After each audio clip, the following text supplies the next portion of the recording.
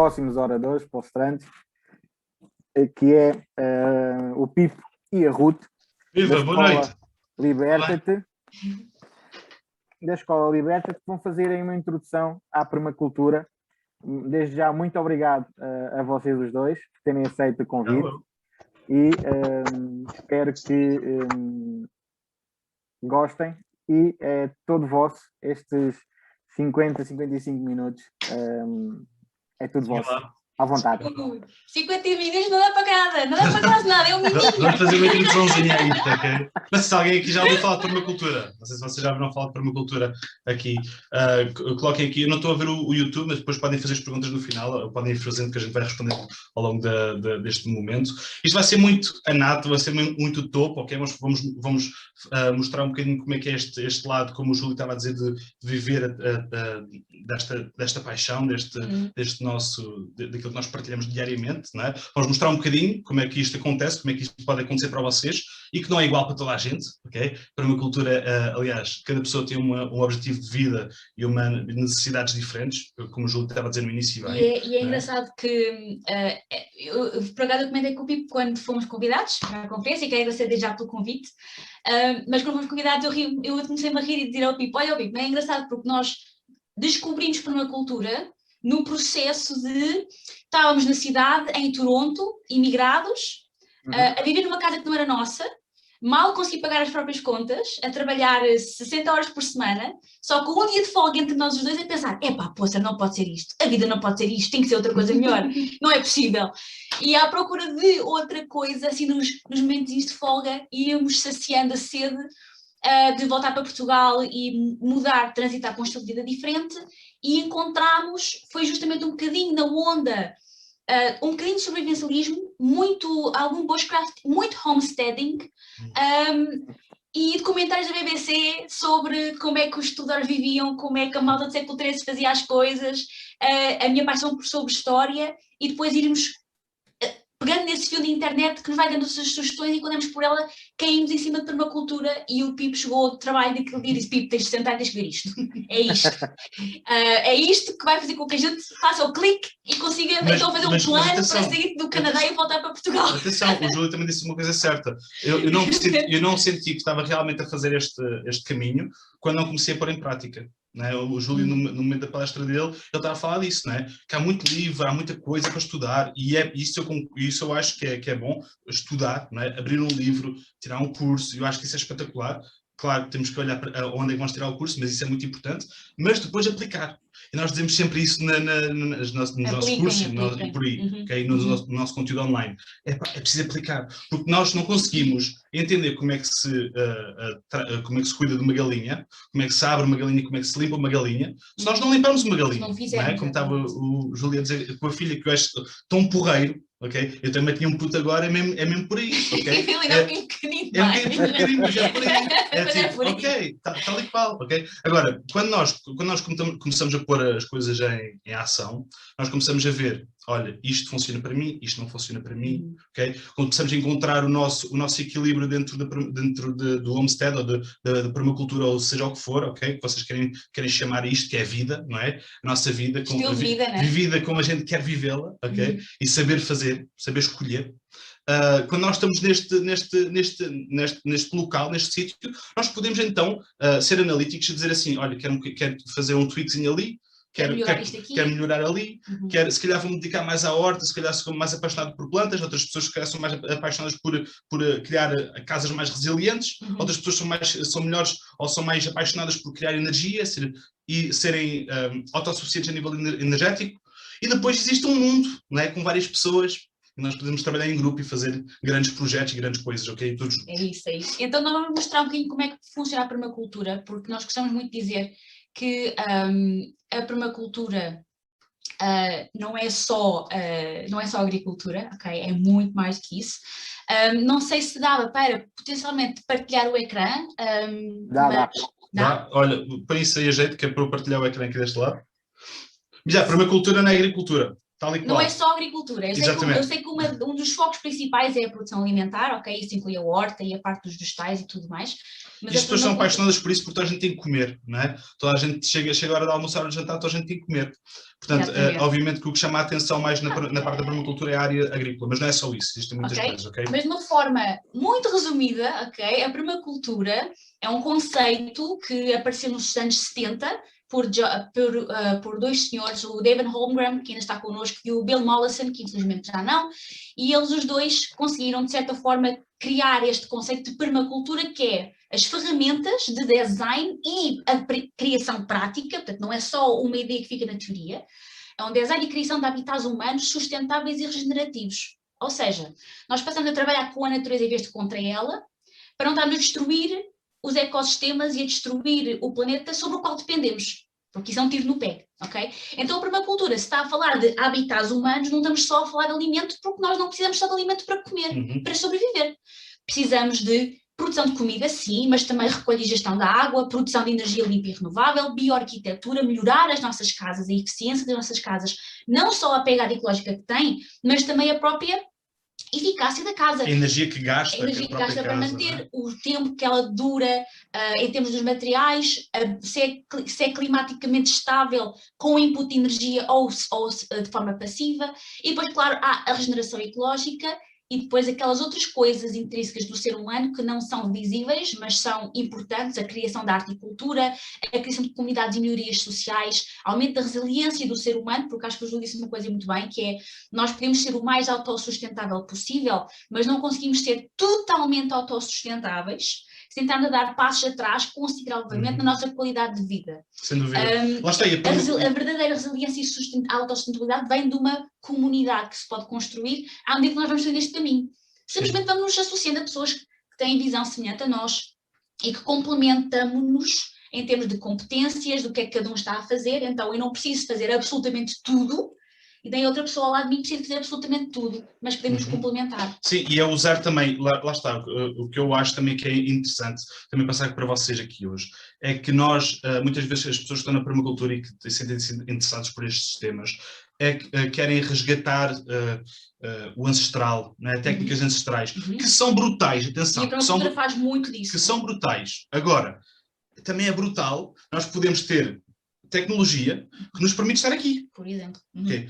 O facto de que nós trabalhamos na área regenerativa não quer dizer que nós não utilizemos algum plástico, quer dizer que nós utilizemos o plástico o máximo de tempo possível. E o mínimo de vezes possível. E o mínimo de vezes possível. Ou seja, não seja descartável. Ok, quando nós começamos a diminuir o descarte de coisas, já estamos a fazer um processo regenerativo gigantesco. Okay? Porque cada vez que nós vamos ao caixote de lixo, largar um saco de lixo gigantesco, quanto mais vezes formos ao caixote de lixo, menos regenerativos estamos a ser, ok? Exatamente. E então falamos dessa parte da regeneração ecológica, também vem com outro tópico que a permacultura fala muito, que é a parte da economia, do facto de a economia, um sistema de troca justa, não é? Porque é o que a economia foi criada para isso, foi criada pelos antigos babilónicos justamente para isso, para facilitar nas trocas justas, para nós não termos de andar a carregar batatas para trocar galinhas. Havia sempre uma carta joker que facilitava o consenso de troca, ok? No nível mais básico, a economia é isso, ok? E a troca financeira é isso. Mas a permacultura também fala de economia, também fala de empreendedorismo social, ambiental e ético, e associar a ecologia e a economia como dois ramos da mesma árvore. E não ser uma coisa em vez da outra.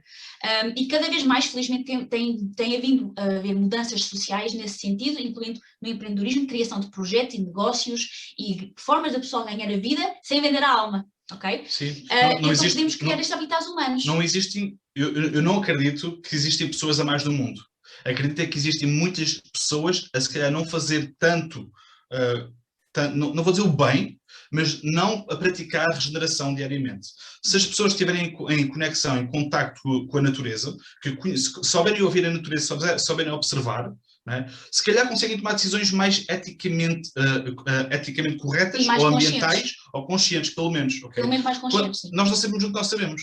Quando nós não sabemos o que nós sabemos, não podemos tomar uma decisão. Estamos a tomar decisões sem sabermos que estamos a tomar, não é? E então a permacultura ajuda-nos nisso. Dá-nos as ferramentas para não é saber o que pensar, é saber como pensar, para depois nós sermos independentes e resilientes nas nossas tomadas de decisões e conscientes, para que aquilo que nós fazemos vai de facto de acordo com aquilo que nós pensamos, aquilo que nós achamos e aquilo que nós acreditamos, ok? E aqui nós podemos então criar estes habitats humanos, em que nós não somos pragas neste planeta, não há necessidade disso, porque nós fazemos parte da natureza como qualquer outro elemento, ok? O elemento em caos é uma praga. O elemento com ordem é simplesmente mais um elemento num sistema maior do que nós. Então nós podemos trabalhar com a natureza em vez de contra ela, e a permacultura faz justamente isso. Como é que isto funciona então? Temos basicamente, só para ajudar no como pensar, não o que pensar, ok? Temos as 3 éticas base. Se todos nós fazemos, tudo o que nós fazemos for de acordo com estas 3 éticas, já estamos léguas à frente, ok? Léguas à frente. Cuidar da terra, cuidar das pessoas e troca justa ou partilha de excedentes, há várias formas diferentes de dizer esta última, ok? Mas basicamente, cuidar da terra, cuidar das pessoas e depois haver interligação entre pessoas, entre elementos, entre a terra e as pessoas. Não haver pontas soltas. Não haver pontas soltas, fechar ciclos, ok? Nós queremos tudo o mais circular possível, não queremos mais estas linhas, não é? Esta economia linear que começa de um lado e depois despeja para o outro, ok? Não fala só da economia, não fala só da poluição, mas é também de como é que nós utilizamos os nossos recursos e como é que nós voltamos a incorporar elementos que podemos estar a mandar fora ou a desperdiçar. E depois temos os princípios, que, mais uma vez, ajudam-nos a tomar decisões, ok? Não são leis, ok? São noções base que nos ajudam a tomar decisões conscientes e éticas. Isto, okay? Isto não é para lavagem cerebral, ou seja, que tudo o que está aqui, todos os princípios que estão aqui, há uns que eu pessoalmente gosto mais do que outros e sintam-se à vontade de o fazer, ok? Não sintam que isto são os mandamentos, ok? Isto é apenas, são apenas princípios criados por pessoas que estruturaram aqui este modelo. Uhum. Eu, principalmente, este aqui, observar e interagir é espetacular. Okay. Porquê? Porque nós temos sentidos, né? Conseguimos olhar à nossa volta, conseguimos estar em contacto com a natureza só apenas a olhar, a cheirar, a tocar, não é? E aprendemos muito com essa interação. Com isso. Porque que nós temos que, muitas vezes as pessoas no mundo, né, tomam ações e depois, quando não funciona, é que voltam atrás e observam porque é que não funcionou. Porquê é que nós não podemos acelerar esse processo e não olhamos, vermos como é que as coisas estão a funcionar? As florestas já estão a funcionar naturalmente, as florestas não precisam de ser regadas, não precisam de ser fertilizadas, já está a acontecer naturalmente, sem o input do homem. Porquê é que nós não podemos olhar para isso, observar isso e interagir? Ou seja, agora eu já consigo entender mais ou menos como é que isto funciona, vou tentar replicar isto no meu sítio. E é assim que aprendemos desde o princípio, desde que somos bebés. Nós observamos, interagimos e recolhemos informação daí para a frente e continuamos este ciclo. Quando somos adultos, pensamos, já sabemos tudo e esquecemos disto. Mas isto é importante, observar e interagir, ok? É um princípio, ajuda-nos a parar para pensar e interagir com o mundo que nós achamos já ser banal. Às vezes aprendemos coisas novas e vocês vão ver algumas hoje. Outra é captar e armazenar energia. Energia não é só energia elétrica, ok? Não é só a energia da água, a energia do vento. Pode ser energia física, pode ser energia mental, pode ser energia em forma de comida, ok? Em forma de dinheiro. Obter rendimento. Mais uma vez, rendimento não tem que ser necessariamente dinheiro, pode ser. Obter rendimento pode ser madeira para nos aquecermos. Aquilo que tu fazes deve trazer algum resultado extra, porque isso é que é sustentável, certo? Se nós estamos a ter mais trabalho do que o rendimento que nos gera, não é sustentável. Eventualmente, tem que parar. Portanto, como nós trabalhamos em não só sustentável, mas regenerativo, então tudo o que nós fazemos tem que obter rendimento. Seja bem-estar físico, mental, alimento, energia elétrica, água limpa, por exemplo, resultado. Inclui também cortar árvores, por exemplo, não há problema nenhum em cortar árvores, desde que haja uma gestão florestal, por exemplo, em que nós possamos garantir que nós tenhamos um combustível para nos aquecer ou para cozinhar, não é? Mas que nós não estejamos a desbravar a floresta toda que nós temos. Tem que ser algo que nós consigamos fazer durante um tempo indeterminado. E isso quer dizer que tem que haver uma gestão, ok? Praticar a autorregulação e aceitar feedback. Isto quer dizer que nós não temos fracassos, os fracassos são só a resposta do sistema àquilo que nós fizemos. E podemos voltar a observar e interagir, receber este feedback, a regular o nosso comportamento. A natureza funciona da mesma forma. Regula a população de animal presa-predador justamente assim. Há uma autorregulação populacional entre, por exemplo, raposas e coelhos, não é? Para encontrar o equilíbrio. A natureza vai sempre tentar fazer isso. E nós podemos imitar esse sistema e fazer igual. Não ver como um fracasso, mas ver como um possível ajuste. Isto é que nos torna resilientes. Não quebramos perante dificuldades. Porque para nós não é fracasso, é um feedback. é informação valiosa. Depois, claro, acho que passa a dizer, usar e valorizar os serviços e recursos renováveis, porque são aqueles que mais rapidamente se regeneram, para se voltarem a utilizar, são mais sustentáveis por causa disso. Não produzir desperdícios, mais uma vez, queremos eliminar aquela linha reta, queremos fazer tudo o círculo, queremos fechar círculos. As vezes que vamos para o caixote de lixo, é reduzir isso ao mínimo, ok? Se pudermos não ir, melhor, ok? A poluição é a falta de imaginação, ok? Há muitas coisas que estão a ser mandadas fora que não há necessidade, podem voltar a ser integradas no sistema como um recurso valioso para outro processo. Design a partir de padrões para chegar aos detalhes. Isto é mais diretamente a respeito de design em permacultura, em que nós usamos padrões da natureza para chegar a detalhes de funções. Muitos padrões têm funções específicas. Por exemplo, nós sabemos que existem padrões da natureza que criam formas que fazem algo mais aerodinâmico ou hidrodinâmico. E então, se nós queremos algo que tenha mais essa função, então nós podemos imitar a natureza para essa forma e usar esse padrão. Okay? Por exemplo, padrão de distribuição, vê-se nas nossas veias, nos rios, nas folhas, N sítios, não é? É um padrão que desempenha aquela função da melhor forma possível. Tal e qual. Portanto, se nós, num design em permacultura, se nós olharmos para o terreno e nós queremos distribuir, por exemplo, água, nós podemos utilizar esse padrão para distribuir água no nosso terreno, porque é um padrão que a natureza já utiliza para distribuição. Porque a natureza inventou os melhores padrões para desempenhar as funções da forma mais eficaz possível, com o mínimo de perda energética possível. E então nós podemos usar esses padrões para nós sermos mais sustentáveis. Quer dizer que tudo o que nós fizermos usando padrões vai nos levar mais longe com menos energia, ok? Somos mais poupadinhos, okay? Porque a natureza também é poupadinha, ok? Integrar em vez de segregar. Um exemplo que nós gostamos muito de dar é as pragas. Nós gostamos das pragas na nossa horta. Não gostamos de pragas. O equilíbrio é necessário. Sim. Mas os animais que os predadores chegam ali para comer, precisam de estar ali. Quer dizer, que aquilo que nós normalmente chamamos pragas, normalmente só estão a ser pragas porque há um desequilíbrio. Há falta de um predador. Nós matamos os insetos que deviam estar nos nossos cultivos, nos nossos bosques, ok? Que normalmente esses predadores também podem ser polinizadores. Logo, quando aparecem para comer as pragas, estão-se a alimentar, mas também vão polinizar as nossas plantas que nos vão dar alimento a nós. E vai equilibrar tudo. E, okay? Por exemplo, outro que nós gostamos também muito das nossas hortas são as ervas daninhas, entre aspas, ok? Porque elas têm certas funções, que às vezes nem sequer sabemos que elas têm, mas vamos descobrindo essas funções, e muitas às vezes são medicinais, outras são até comestíveis, ou têm outras funções, como fazer sabão, ou ter uma fibra, ou poder fazer tinturaria. Então nós integramos em vez de segregar. Antes de segregar, sempre ver como é que esse elemento natural, porque é que ele lá está, que função é que ele está a tentar desempenhar, porque a natureza pôs lá por alguma razão, e depois como é que podemos integrar esse ser no nosso sistema antes de tentar segregá-lo, porque garanto-vos, dá muito mais trabalho tentar segregar uma erva daninha do que integrá-la no nosso sistema. E se nós queremos joaninhas, temos que aceitar os pulmões, é tão simples quanto isso, porque senão ficam sem comida para as joaninhas, elas vão para outro sítio, ok? Portanto, integrar em vez de segregar. As soluções pequenas e lentas. Isto no sentido de, nós estamos a falar, quando falamos em permacultura, falamos em soluções a curto, médio e longo prazo. Quer dizer que, para nós, o que é importante é deixar cá algo que não só funcione para nós, para nos alimentar agora, como a nossa horta, mas criar espaços e habitats humanos que durem muitas gerações. Okay? Existem bosques alimentares, por exemplo, na base das montanhas Atlas, em Marrocos, que tem 2000 anos. E ninguém sabe quem é que fez. É uma floresta... Já evoluiu? É uma floresta daquela humana, maneira, não é? É uma floresta feita por humanos, porque foram lá estudá-la e é de facto algo man-made. No entanto, está completamente integrada no seu meio natural, e o ser humano é um elemento crucial para a continuação daquele espaço e sustenta mais de 200 famílias. 2000 anos depois de alguém, não sabemos quem, ter tido a linda ideia de fazer aquele oásis. Existem vários bosques de alimentos desse género pelo mundo fora. Existe outro, acho eu, no Vietnã, cerca de 300 anos de idade, que também alimenta 30 ou 40 famílias. E então nós estamos a falar de pequenas soluções lentas. São soluções pequenas no sentido de, às vezes, é algo tão simples como incorporar um animal, deixar lá o pulgão para a joaninha vir. E a autorregulação é permitida, a natureza é permitida fazer o seu trabalho de autorregulação, o que cria um equilíbrio que pode ser muito mais duradouro do que a nossa geração. Okay? Então nós estamos a pensar muitas vezes a longo prazo.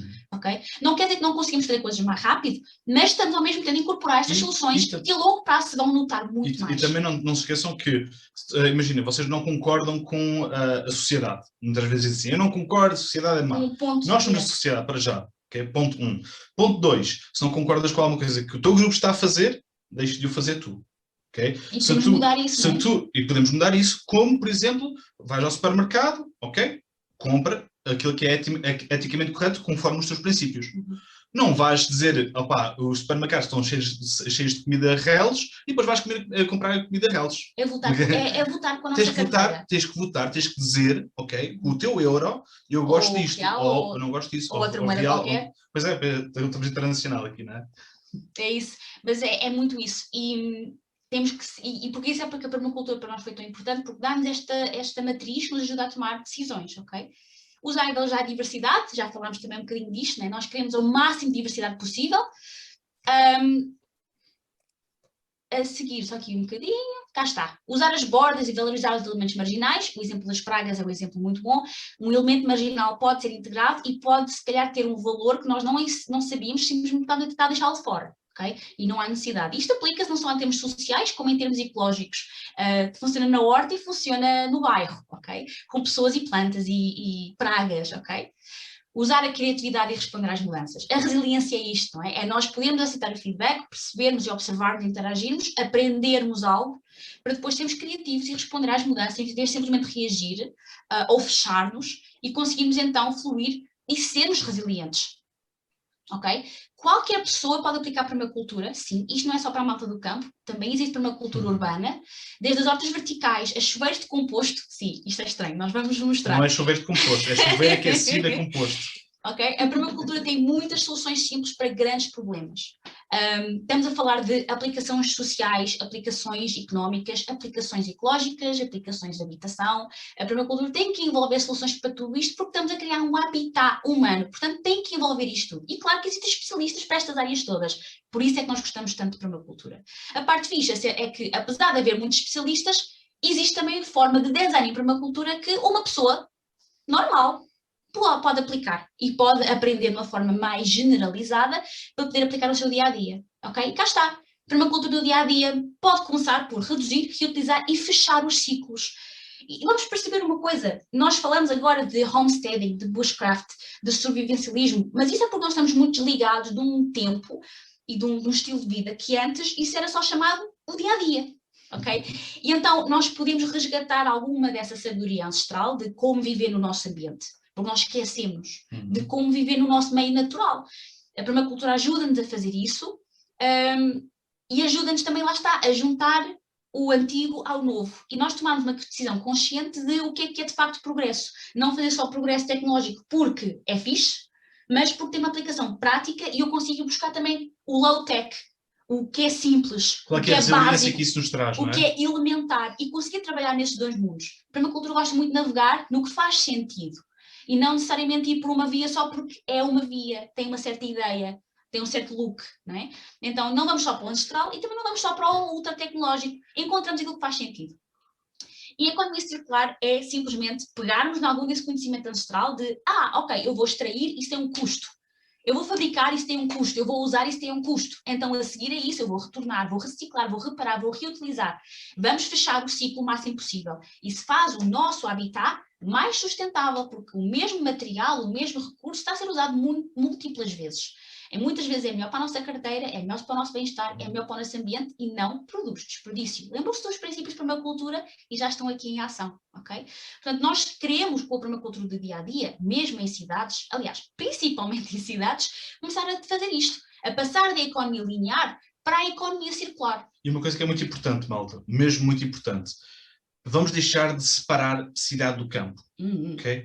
Nós somos humanos... São duas faces Somos humanos na cidade e somos humanos no campo. Okay? Só precisamos de encontrar uma conexão entre estes dois mundos.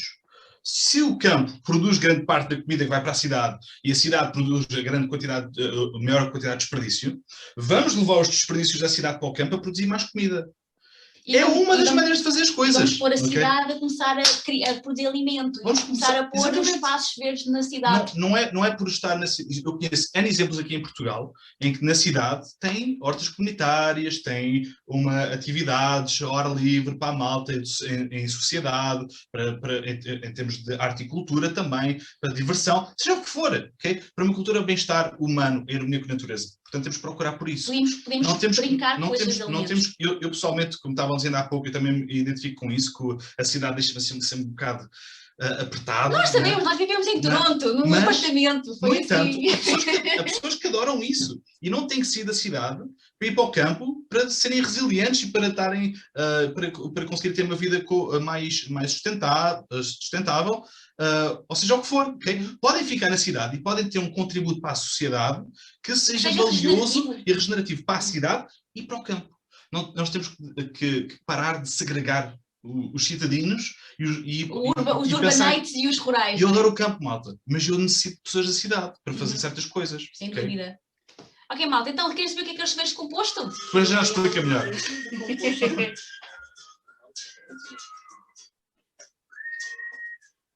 Não sei se estão a ver, devem estar a ver. Espero eu.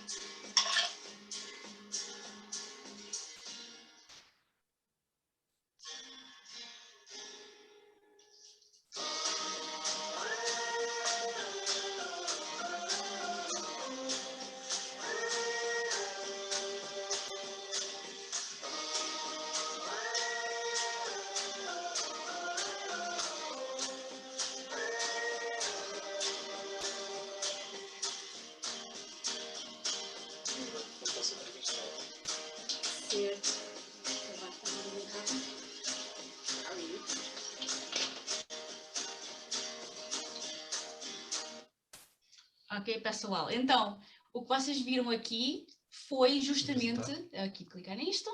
O que vocês viram foi um exemplo de Agora vamos aqui desenhar um bocadinho. Se der para o fazer. Interromper a partilha, não? Ou não? Não há necessidade aqui. Anotar. Está. Então, o que vocês viram ali foi um sistema espetacular, mega resiliente, em que estamos a usar o calor. Sim. Ou seja, houve uma observação e uma interação com um composto. Portanto, é composto para a nossa horta, não é? Atenção, isto é muito importante se dizer. E isto funciona, este tipo de aquecimento funciona para pessoas que necessitem de composto. Se vocês tiverem uma produção alimentar na vossa propriedade, se for do vosso interesse, e precisarem de algum composto, podem estar a fazer composto e usar a atividade bacterial, que basicamente, imaginem estar as bactérias a reproduzirem-se num metro cúbico, ok? Milhares de bactérias, é como se tivessem pessoas a correr. Imaginem quando vocês estão a correr, estão a mandar calor para fora do vosso corpo, imaginem isso dentro de uma pilha de composto. Está a acontecer a mesma coisa. A atividade bacterial que está a acontecer na pilha de composto está a aquecer, ok? Logo, se nós pusermos uma serpentina no centro da pilha de composto, ou fazemos a pilha de composto, toda a água que estiver dentro da serpentina vai estar a aquecer porque está no núcleo da pilha de composto. Logo, quando sair e for ligado ao nosso chuveiro, vai estar a escaldar, malta, ok? Escaldar. Estão a ver o misturador, aquela parte de quando nós ligamos a água quente e a água fria para encontrar o ponto certo? O ponto de água quente que nós só temos que rodar tipo 1 milímetro, okay? Só um bocadinho de água, porque ela vem a escaldar tanto. É tão quente. Okay? Portanto, nós usamos a maior parte da água é fria. E se for de uma nascente, melhor. Não é? Neste caso, quando nós construímos isto, num projeto amigo, este sítio estava a ser, este depósito de água estava a ser abastecido através de uma nascente. Logo, esta água vinha de uma nascente, ia para um depósito, esse depósito levava uma tubagem para dentro da pilha de composto, a pilha de composto tinha uma tubagem na parte de baixo, a sair da pilha de composto, uma saída, não é? Que ligava ao chuveiro, e depois nós no chuveiro ligávamos um misturador e tínhamos ali um ponto de água, que é para tomarmos banho. Na boa, 5 pessoas puderam tomar banhos seguidas, depois tínhamos que esperar 20 minutos até que a água voltasse a aquecer, e depois mais 5 pessoas podiam tomar banho. Ok? Isto quer dizer o quê? Que se nós tivermos se tivermos uma necessidade que é alimentar o solo, criar composto, dar vida ao solo, colocar microbiologia no solo, nós podemos utilizar essa ação e dar-lhe múltiplas funções. Uma dessas múltiplas funções é aquecer a nossa água, que no final do dia de trabalho no campo, nós vamos precisar de tomar um banhinho e podemos tomar um banho quente, não tem que ser banho de água fria. Okay? Logo, depois se nós estivermos a usar produtos com bases em saponários ou com altos teores de saponino, que é sabonete, né? Se estivermos a usar produtos naturais que produzam o sabão, o nosso sabão para nos lavarmos, podemos ligar isso a células botânicas, ou podemos ligar isso às nossas hortas, ou podemos ligar isso a qualquer sítio onde nós quisermos utilizar essa água em excesso que nós estamos a usar para nos lavar. Ok? Quando nós estamos, como a Ruth desenhou aqui, imaginem que vocês não têm uma nascente, mas têm um telhado de uma casa. Né? Podem estar a recolher a água do telhado, podem estar a usar uma cisterna para acumular essa água, de milhares de litros, okay? Pode ser 10 mil litros, 30 mil litros, seja, até de 1000 litros dá, ok? Mas só que um telhado de uma casa aguenta bastante água, ok? E depois podem ligar esse sistema à vossa pilha de composto, e depois, consequentemente, ao vosso chuveiro, e depois, consequentemente, às vossas salas botânicas. A gente já vai falar acerca disso um bocadinho mais. As células botânicas são formas, basicamente, naturais, que usam a vegetação, usam plantas específicas para limpar águas cinzentas, ok? Há 2 tipos de água que saem da nossa casa. A água dos lavatórios e do chuveiro, da cozinha, por exemplo, são as chamadas águas cinzentas. Elas podem ser filtradas e limpas através de células botânicas mais simples, cuja água nós depois podemos usar para a nossa horta, que depois produz algum desperdício orgânico, que pode voltar para o composto, voltar a aquecer a água que nós recolhemos e por aí fora. O desenho em permacultura ajuda-nos a compreender elementos, como ligá-los num sistema para criar um habitat fechado. Como podem ver aqui, os desperdícios de um lado são um recurso para o outro. Ok? E estamos a usar um telhado, por exemplo, para múltiplas funções. Não só é a cobertura da nossa habitação, mas é uma superfície que permite captação de água. Então nós queremos o máximo de funções possível em cada elemento. Um chuveiro agora, por exemplo, não é só para nos lavar, mas também é uma forma de regarmos a horta. Okay? Então nós podemos dizer que com este sistema eu vou regar a horta e já volto e vamos tomar um duche. E não é mentira. Ok? Portanto, é isto que nós queremos. Com as águas cinzentas é possível fazer coisas deste género. Com águas negras é um sistema parecido, mas é uma fitohectare, é um processo de tratamento de águas diferente. Também é possível fazer a nível doméstico, é mais complexo, porque aí já lida com os dejetos da sanita, principalmente se tiver uma sanita convencional que requer água, se tiverem uma casa de banho de compostagem seca, com separação de líquidos e sólidos, então vocês próprios podem fazer uma compostagem dos nossos próprios contributos, de forma segura, a eliminar os patogénios por causa das temperaturas altas que o composto adquire, e podemos até nós criar composto chamado Human Manure, perfeitamente seguro e livre de patogénios, mas não é para aplicar na horta, seria para aplicar nas nossas árvores de fruto, para aplicar em floresta e mais nesses sistemas de vegetação perene, e as hortas podem ficar mais com estes compostos de herbívoros, de restos alimentares e tudo mais. Ok? Portanto, isto é só um exemplo muito simples do que é que a permacultura permite fazer. Permite nós aprendermos acerca dos elementos da natureza, como interligá-los, usar padrões para um design holístico e o mais resiliente e mais sustentável possível. E não haver pontas soltas, isso é o mais importante. Exatamente, é isso mesmo. Ok? E então, foi só um exemplozinho de giro, nós adoramos aquele chuveiro de composto, é mesmo espetacular, ok? Então cá está a nossa horta, isto é o que a permacultura consegue abranger, isto é o que nós temos conseguido fazer e o mundo, as portas que a permacultura abriu, ok? Isto aqui é a nossa horta, é aqui a nossa família, todos juntos, à frente do nosso galinheiro de construção natural, a fazer a nossa hortinha, ok?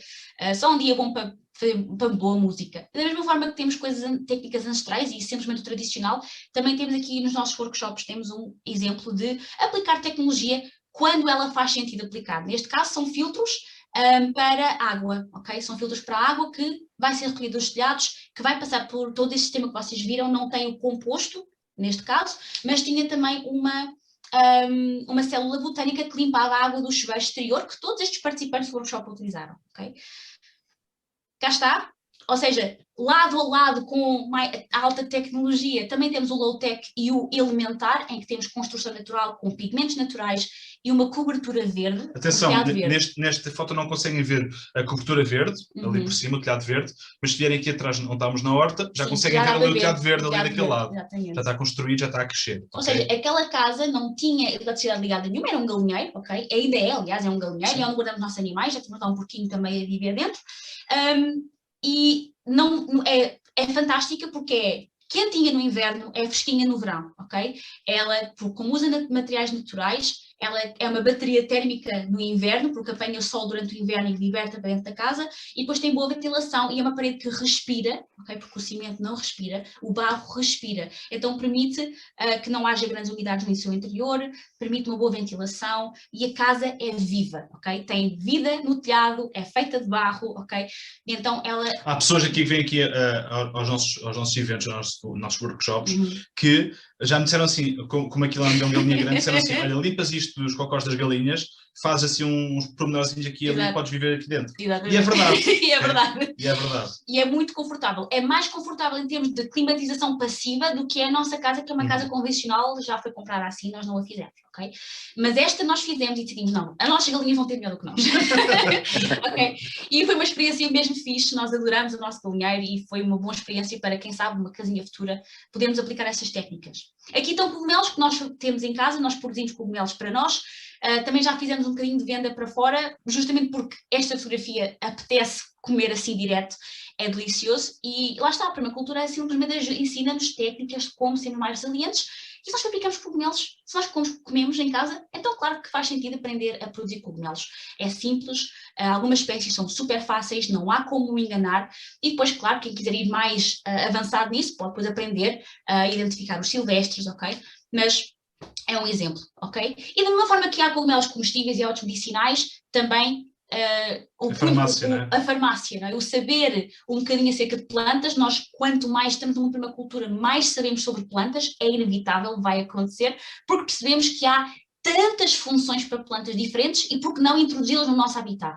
E para nós sabermos como pôr esses elementos todos e trabalharmos com os outros, temos que os conhecer mais intimamente. E então vamos descobrindo estas maravilhas. Isto é um exemplo do herbário da Universidade de Medicina Chinesa em Lisboa, e tivemos cá uma formação lindíssima acerca de algumas aplicações destas plantas autóctones portuguesas na medicina chinesa.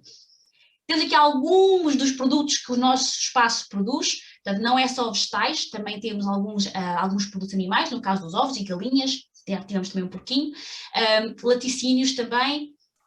E, claro, podemos sempre valorizar as técnicas mais hands-on, mais artesanais. E este é um exemplo do workshop de sapataria artesanal, em que todos os participantes fizeram o seu parzinho de sapatos para levar para casa, ok?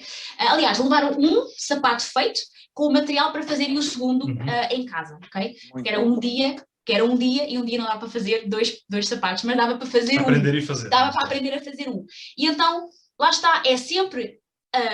aumentar a nossa resiliência a partir de, ok, o que é que faz sentido para mim aprender, o que é que faz sentido para mim juntar no meu espólio de conhecimento para que eu seja o mais resiliente possível. Quer dizer que vai estar sempre a fazer os teus pares de sapatos? Não.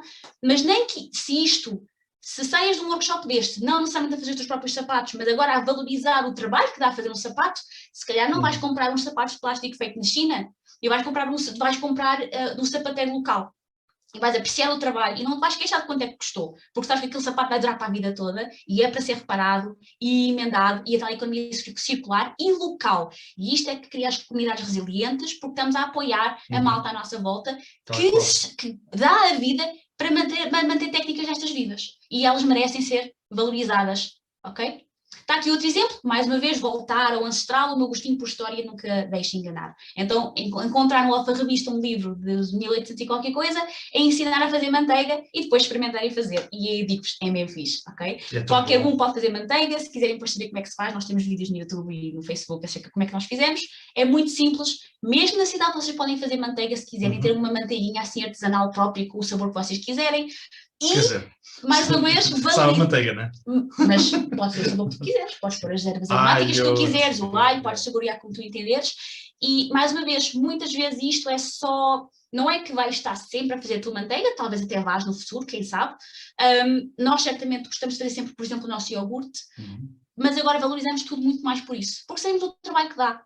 Não é que seja algo muito trabalhoso, mas estas técnicas ancestrais, como, por exemplo, saber fazer pão, saber acender o forno a lenha para fazer pão, se não tivermos o forno elétrico, são coisas valiosas de se saber. Não quer dizer que vamos estar sempre a fazê-lo, mas pode ser algo especial a fazer, ok? E uma das coisas que nós queremos mostrar é algo assim chamado os bosques de alimentos, porque estamos a falar de habitats naturais, nós podemos pegar naquilo que nos alimentou durante milhares de anos, não é? Que são as florestas. as florestas foram o nosso sustento durante milhares de anos, antes de percebermos como é que era isto da agricultura. Então nós podemos voltar a juntar o novo ao antigo, não é? E criar um bosque de alimentos. Basicamente o que é que isso é? É muitíssimo popular, mesmo na área de permacultura, porque tem tantas funções diferentes. É de certa forma uma paisagem comestível. Quando uma floresta natural tem cerca de 15 a 20% de espécies alimentares ou medicinais, o bosque de alimentos tem mais de 70%. Então é porreiro nós podermos, sim, ser guardiões de uma floresta natural, mas também poder criar nos nossos espaços bosques muito densamente compactados com diversidade, criar um ecossistema imitando a forma como a natureza cria ecossistemas para nos sustentar a nós o máximo possível. Lembram-se da observação e interação? Uhum. É isto. Exatamente. É nós olharmos para aquilo que nós temos, conseguimos separar aquilo que faz de uma floresta, conseguimos for a fazer bullet points, não é? Quase que analisar o que é que faz uma floresta, e depois nós podemos entender, ok, eu se calhar eu precisava daqui de umas fruteiras para ter fruta desde maio até novembro, ok, porque temos um verão. E vamos desenhar nesse sentido, vamos planear nesse sentido. do mundo onde vocês estejam, não é? Adaptem isto à vossa localização. Mas quando nós observamos isso e quando nós sabemos que nós podemos colocar ou substituir árvores ou plantas com as funções específicas que estão a fazer numa floresta e podemos colocar plantas ao nosso gosto, abrimos o nosso frigorífico, é importante. O que é que nós compramos? O que é que nós vamos ao supermercado e onde gastamos dinheiro né? O que é que nós compramos no supermercado? Ok, essa comida que tu compras é a primeira comida que tens de começar a plantar. Porque é aquilo que vai te o que é que nos sustentar mais sem que tenhas que gastar tanto dinheiro. Logo esse dinheiro pode ir para o outro lado. Podes investir no que é eticamente certo, podes comprar um bom par de sapatos a um sapateiro local, não é? Porque agora não estás a gastar o dinheiro todo na comida de pior qualidade, estás a plantá-la no teu sítio, no teu bosque, na tua horta, seja onde for, porque olhaste para dentro do teu frigorífico e não só para esta planta é muito bonita.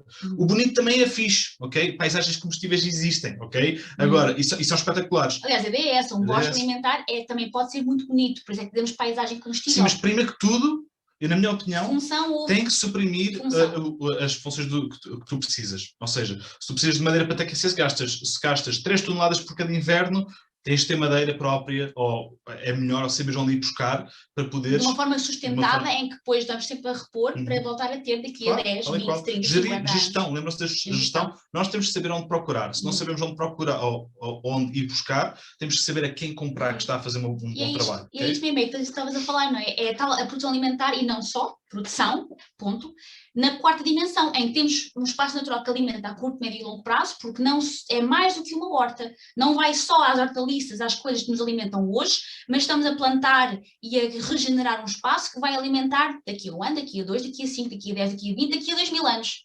E a ideia é essa. É termos a horta incorporada, pode-se incorporar uma horta ou as hortaliças, as plantas de anuais num bosque de alimentos, sabendo que essas vão estar a produzir enquanto o bosque de alimentos está a crescer. E é isto que estamos a querer falar com soluções pequenas e lentas. Nós podemos estar a plantar uma alfarrobeira agora, sabendo que daqui a 50 anos ela vai dar alguma coisa. Mas ela deve ser plantada hoje, porque quanto mais tempo esperarmos, mais tempo ela demora a crescer. Okay? Isto é um exemplo de um bosque de alimentos português. Chama-se... Tradicional português. É um sistema agroflorestal, chama-se a vinha do enforcado, ok? Usa múltiplas espécies, usa o espaço vertical, está a pensar a curto, médio e longo prazo, produz também animais, também tem aqui uma questão de pastorícia de gado, tem as couvinhas tradicionais portuguesas, tem as batatas, tem as uvas e depois tem as tutoras naturais, que são as árvores altas, o salgueiro, o chopo, figueiras, é um sistema agroflorestal, ok? É agricultura e floresta, ok?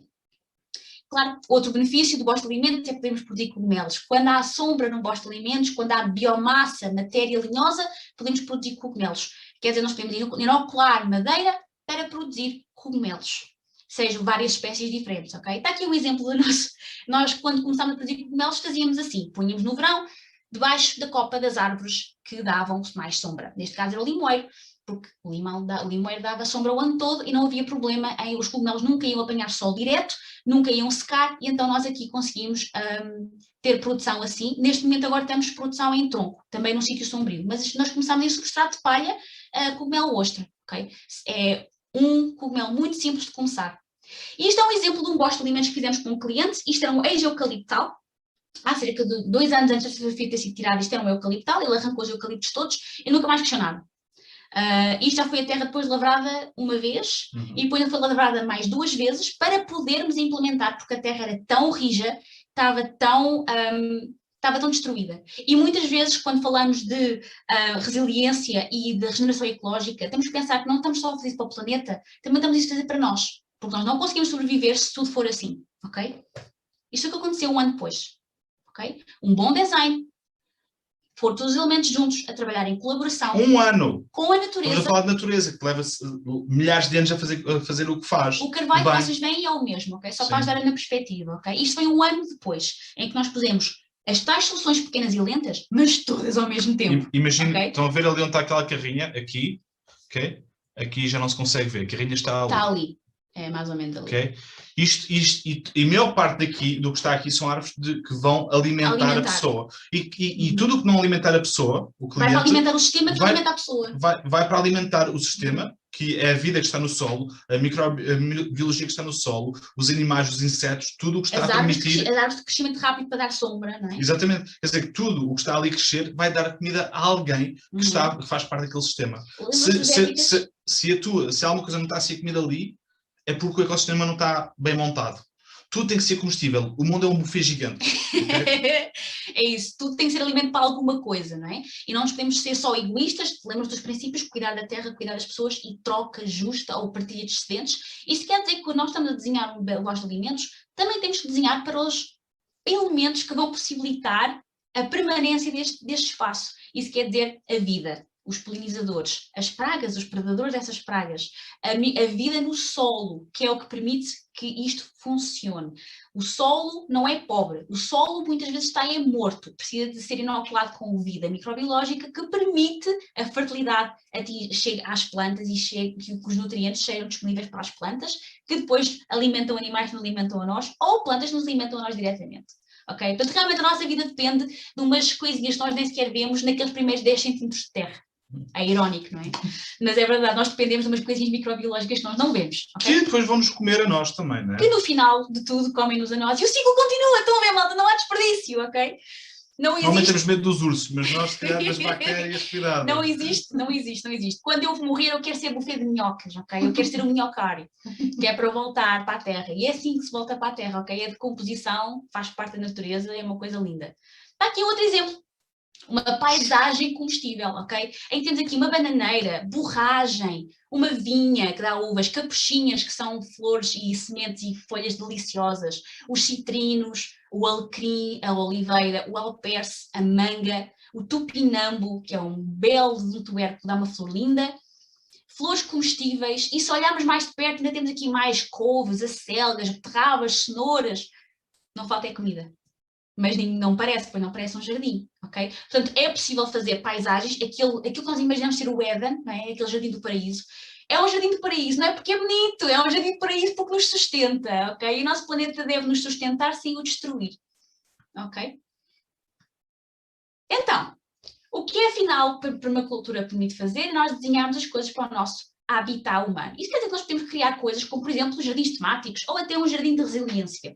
Então, estamos a introduzir punk, que são plantas alimentícias não convencionais, ornamentais, que afinal são mais do que aparentam, plantas silvestres ou até ervas daninhas, ok? Só para vos dar aqui um espólio de quando abrimos as portas para este mundo, de repente tudo se come, tudo tem uma utilidade, nada é lixo ou daninha, ok? Começando aqui pelo lado esquerdo, aqui no topo, nós temos aqui a linda da junça, que temos muitas pessoas que se queixam da junça nas hortas. A junça tem aquele tubérculozinho que uma pessoa quando arranca dá para comer, ok? É a mesma coisa para as azedas, que não são espontâneas, são espontâneas em Portugal, mas não são autóctones, elas são uma invasora da África do Sul, há poucos que sabem, porque está há tanto tempo na nossa memória, não é? Na nossa memória coletiva, mas estas azedinhas parecem trevos. O tubérculo também se come, e eu não sei se vocês passaram a vossa infância a trincar naquele caldo que sabe a vinagre, mas eu passei a minha infância inteira a fazer isso, ok? Afinal a parte boa estava debaixo da terra, nós não sabíamos isso, ok? Depois lá temos a ortiga, que já sabemos que é mega um alimento, um super alimento, também faz de um biofertilizante para a horta, também faz de um controle de pragas para a horta e também é uma excelente fonte de fibra para fazer cordas assim improvisadas e até para fazer tecido. E é bom também para afastar os patos da base das árvores. Exatamente, porque picam e os patos não vão lá e não comem as vossas árvores de vinho. Ou gansos também. Ok, está aqui outro ao lado, que é esta florzinha amarela, parece um girassol pequenino, que é o tupinambo, ou o girassol batateiro, ou o sunchoke, ou a Jerusalem artichoke, tem muitos nomes. Mas aliás, é um vegetal que foi esquecido, porque ele era usado muito durante a Segunda Guerra Mundial, porque a batata estava a ser racionada, estava a ser levada para o esforço de guerra, apesar de estarmos de Portugal ser neutro, houve uma escassez de batata, e a substituto foi esta planta. Mas, ainda exemplo, hoje se vê, em muitas casas velhinhas, ainda se vê esta flor, mas ninguém sabe que se come. O tubérculo come-se, é uma grande, mega produtora. Cozinhada sabe alcachofra, não se pode comer em demasia, não por ser venenoso, mas porque cria muitos gases. Ou seja, se comerem 3 dias seguidos, a coisa não vai correr bem. Okay? Começam a fazer o vosso próprio biogás, não há problema nenhum. Exatamente, tal e qual. Mas é muito bom, é altamente nutritivo e é mesmo daqueles alimentos de sobrevivência, porque podem ter num quintal ou num jardim. Não comem muitos dias seguidos. E ninguém sabe que aquilo está ali para vocês comerem. Chega ao outono, a flor morre, vocês vão lá e tiram quilos e quilos e quilos e quilos de batata. A melhor forma de guardar isto é na terra. Vão tirar na medida que precisam. Se tirarem tudo de uma vez, começa logo a ficar mole e perde a graça. Mas dá para fazer compotas. Dá para cozinhar assado, cozido, em puré, frito, tipo batata frita. Tem muitas aplicações. É mega delicioso. Muito bom, ok? Agora, voltando aqui a esta casca que vocês estão aqui a ver, esta árvore aqui um bocadinho descascada, a razão por que ela está assim é porque o nosso bosque de alimentos, as nossas paisagens comestíveis, podem nos dar outras coisas, além de fibra, além de alimento, podem nos dar também medicina. A aspirina, o agente ativo da aspirina é o ácido salicílico, que vem do nome salicílico, vem de salix, que são os nossos chorões. Okay? As nossas árvores, os salgueiros, o chorão em particular, aquele todo bonito, mega romântico, com aqueles ramos todos pendentes, não só fazem bons enraizadores para as vossas plantas, para fazer estacas, para fazer transplantes, para garantir que uma planta depois transplantada consegue sobreviver ao transplante, podem fazer um chá com as folhas ou até com os botões até é melhor. Mas podem também tirar um bocadinho da casca e tomar em pó, ok? Depois bem pulverizado, e é basicamente uma aspirina, ok? É um analgésico, não tomem muito, ok? 400 mg é mais do que o suficiente, mas o agente ativo é justamente esse. A aspirina é um derivado sintético, mas vem diretamente do ácido salicílico que existe naturalmente nesta planta. Portanto, é uma boa fonte de medicina também. Há muito tempo que se sabe que os nativos americanos mascavam em casca de ácido salicílico dos chorões para curar dores de cabeça, para curar dores menstruais, uma série de maleitas, eles usavam isto, ok?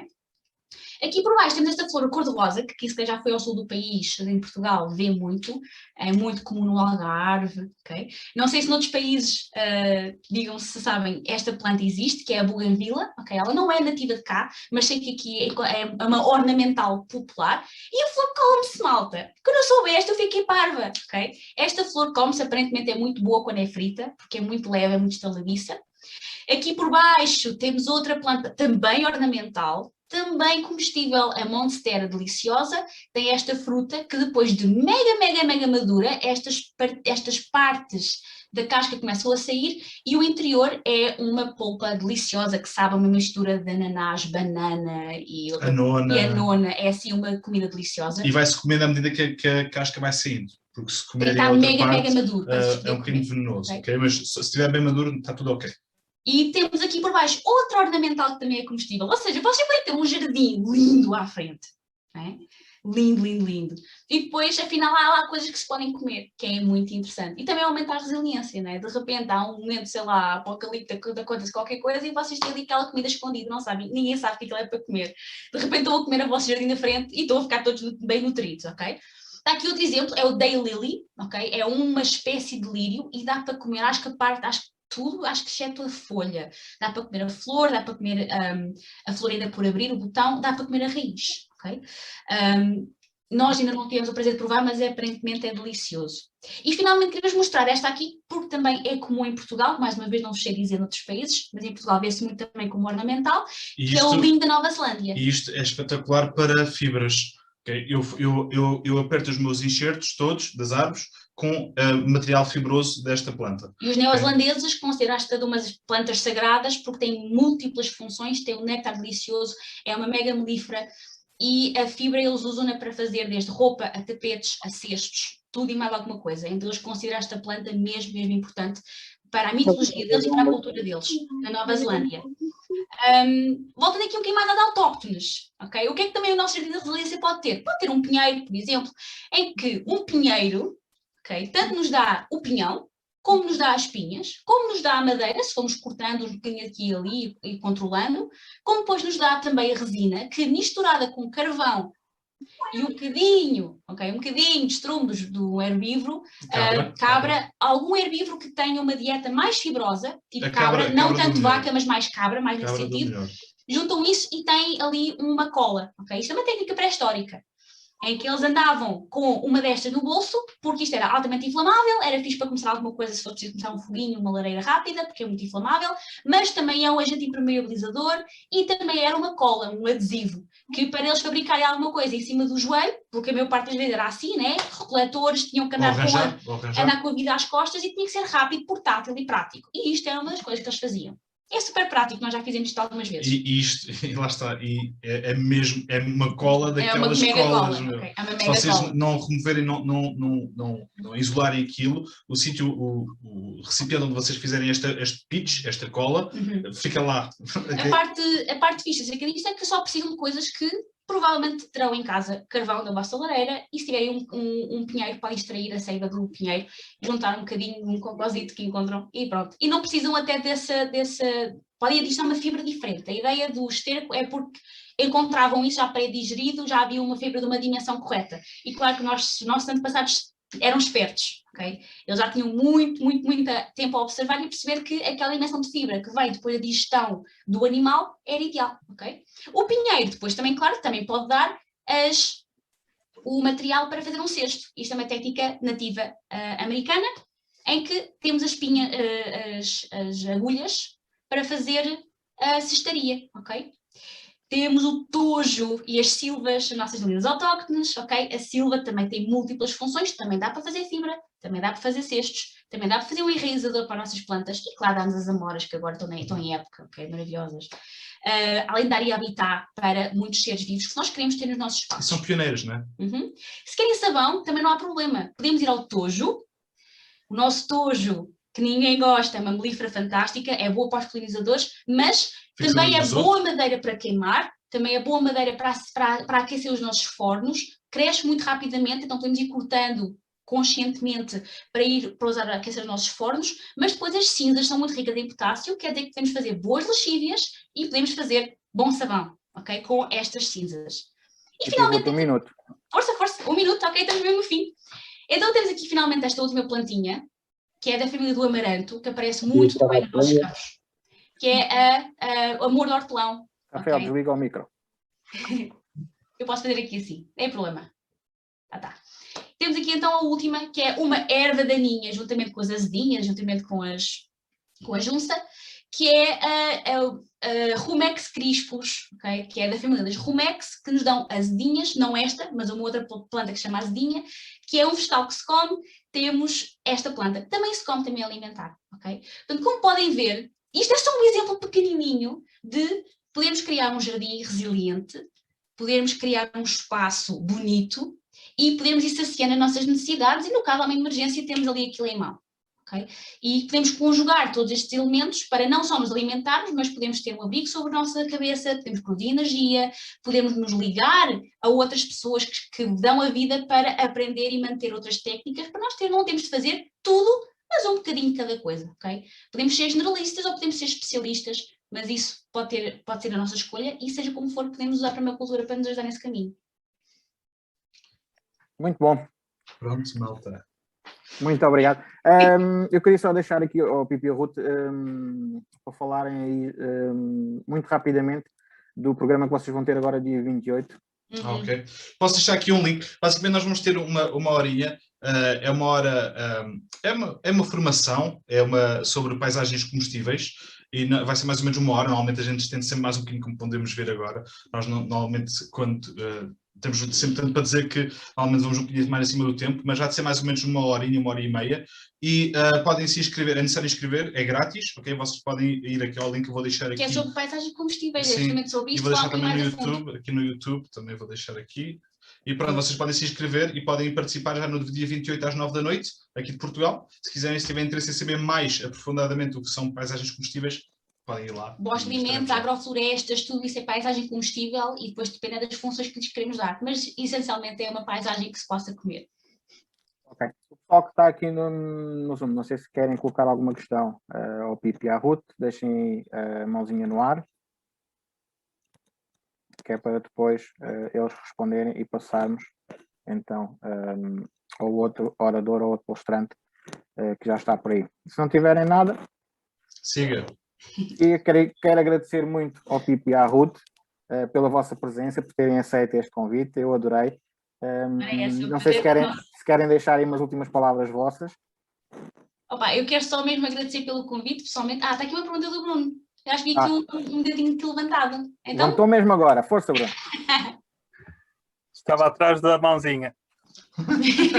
Viva, Bruno. Olhem, viva. Eu era só, até foi a minha esposa está aqui ao lado a assistir, que perguntou, que ela está com vergonha, mas pronto, eu pergunto para ela. Em que região é que vocês estão? Já agora, qual é a questão? Em que região é que vocês estão? Centro. Zona de Leiria. Da Serra da Arica. Ok, ótimo. Sim, é uma zona de facto com muito mato e muita natureza. Ótimo. Olha, e parabéns pelo vosso projeto, não conhecia e vou seguir agora. Obrigado. Obrigado. Sai. Grande abraço. Força, Luís.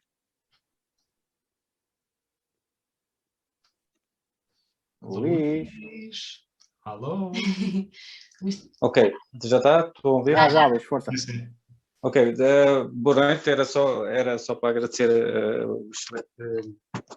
a iniciativa que vocês tiveram neste programa. Olha, eu queria só também perguntar, já que são de Leiria, eu sou da Marinha Grande. Que pertinho. Depois, estou encantado, maravilhado com o vosso trabalho, não sabia que era tão profundo a permacultura. E gostava de saber, ou que deixassem depois aí o vosso contacto e de onde é que são, o Instagram, para vos seguir e aprender muito mais com vocês. Vocês têm muita informação para divulgar. É a pena a nossa sociedade não meter estas coisas em prática, porque é mesmo isso que vocês defendem, é a mãe natureza, que nós estamos cá para colaborar com ela, e eu defendo essa filosofia de vida também. Altamente. Não tenho essa prática como vocês têm e estou encantado. Altamente. Estás aqui perto que qualquer dia temos que beber um cafezinho? Sim, completamente. Eu vou tentar depois saber como arranjar o vosso contacto. Olha, agora aí. Eu deixei aqui no chat, ok? Está aí dois sites, também estamos no Facebook e deixei o handle no Instagram, ok? Muito obrigado. Só para facilitar. Agradeço, muito agradecido. E agradeço esta iniciativa, que espero que haja muita gente a ver isto, porque é uma bonita e muito boa iniciativa. Boa noite a todos. Grande abraço, Luís. Obrigado. Grande abraço. Fernanda, força. Estão a ouvir? Sim. Viva. Sim. Fala-se muito na permacultura, na questão de cultivar, da agrofloresta em solo. Mas não se fala muito da permacultura na questão dos cultivos sem solo, não é? Soilas, em outros substratos, que não seja o próprio terreno, digamos assim. Porquê? Não sei se podem elucidar nessa questão. Existe até várias pessoas em permacultura a trabalhar em espaços urbanos, por exemplo, com técnicas diferentes, em que estão a usar, por exemplo, aquaponias e coisas desse género. Aliás, existe alguém no Brasil, agora não me lembro de repente do nome deles, mas eles têm um canal no YouTube e são permacultores, fazem permacultura, e estão muito focados em fazer projetos de produção alimentar em aquaponia, no caso deles é aquaponia, sem acesso ao solo. Uma razão por que o foco é tão grande é porque uma das maiores razões que mesmo em termos de antropologia já se tem visto da queda de grandes civilizações é quando deixam de cuidar do solo. Quando começa a haver falta de alimentos, isso leva a doenças, leva à guerra e aquela famosa trilogia que aparece volta e meia durante a história, e essas três muitas vezes mandam abaixo impérios inteiros. Muitas vezes o que manda abaixo o império, uma grande civilização que pensa que é indestrutível, é justamente o não cuidarmos do nosso solo, porque é a base do nosso sustento.